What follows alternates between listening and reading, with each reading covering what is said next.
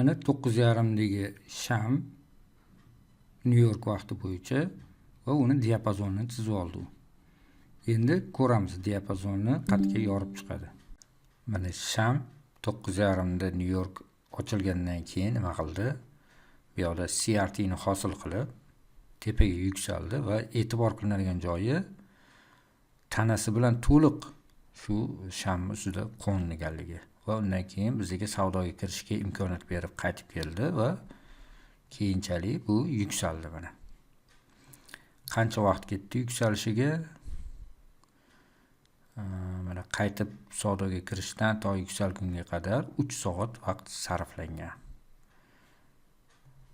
Albatta biz bu yoqda faqat shamni yurishiga qaramaymiz, umumiy qaraymiz. Misol uchun umumiy qaraganimizda kulliga olib bu yoqda nimani hisobiga yurish bo'lgan? 13, 14, 16. Bu yoqda aslida CRT shakllangan edi, ya'ni 3 ta sham teoriyasi, mana CRT sham bo'lsa, range, manipulation va distribution bo'lib ko'tarilgan. Ya'ni biron bir strategiyani ko'rsatgan bo'lsam, u albatta o'sha faqat vaqt aralig'i 30 minutlikning ichida qaralmaydi. Ya'ni qayerda likvidlar bor, qayerda key levellar bor, ularga qaraladi. Mana bu yoqdagi asosiy yuksalganligini keskin sabablaridan bittasi likvidlarning olinishi bo'lgan. Ya'ni oxirgi likvidlarni olinib, keyingina yuqoriga ketgan bozor. Xo'p, keyingi holatda mana bu yoqda ham mana Nyu-York vaqti bilan 9:30dagi sham va unga biz high bilan lowga chizganimizda bozor nima qilgan? Tanasi bilan ustiga qo'na olmagan. Ya'ni harakat qilgan va uzun nayzalar bilan harakat qilgan. Bu uzun nayzalar nimani bildiradiki, bozorda sotuvchilar kuchliligini bildiradi va bizani bozorga kirishga shoshiltirmaydi. Agar biz bozor narx qaytib kelishini kutadigan bo'lsa, narx pastga qarab ketyapti va bizga hech qanaqa yuksalishga signal bermayapti va undan tashqari biz Fibonacci'da high bilan low oladigan bo'lsa, bozor impuls qilib yuksalib bo'lgan.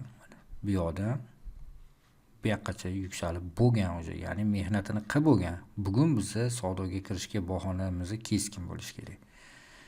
Ya'ni Nyu-York ochilgan shamida o'sha bozor Osiyodan boshlab ko'tarilib bo'lgan edi. Uning uchun savdoga kirish uchun kamida biz Fibonacci bo'yicha 618-786 lardan reaksiya ko'rishimiz kerak bo'lardi. Lekin bozor bizga hech qanaqa yuqoriga ketishga alomat bermagan.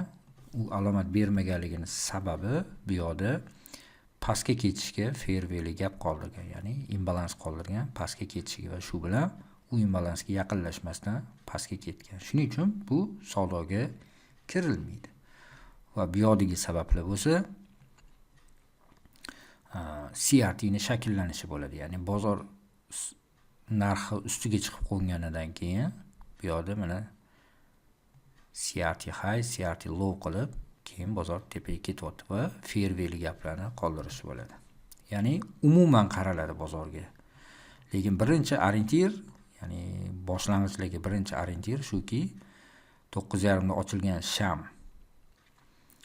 yuqori bilan tanasi bilan zabt qilinyaptimi yoki pastga qarab ketyaptimi? O'shanga qarab orientir ozi bo'ladi. Ikkinchisi likvidlarning olinishi, uchinchisi narx qo'zg'alayotganda premiumdami yoki diskauntdami, shu narsalarga e'tibor qilinadi. Mana bu yoqda order block hosil qilgan, New-York shami order block hosil qilib, undan keyin fair value gap qilib, yuqoriga nisbatan mana bu yoqda ham fair value gap va bu yoqda ham fair value gap hosil qilib, o'sha bizga aniq signal beryaptiki, bugun savdo bo'ladi, savdoga kiramiz degan. Albatta bu hamma protokollarni jamlangandan keyin savdo kiriladi. Bizani keyingi darsimiz xudo xolasa 25-maydan boshlanadi. 3 oylik kursimiz. 3 oy davomida 30 1 soatdan dars o'tamiz. Kamida 1 soatdan 30 dars o'tamiz. O'shanda hamma protokollarni, premium diskountlarni, market profillarni, CRT'lar hammasini jamlab ko'rib chiqamiz. Bu bugun bozorga qarashga nisbatan bo'lgan tushunchani shakllanish haqida.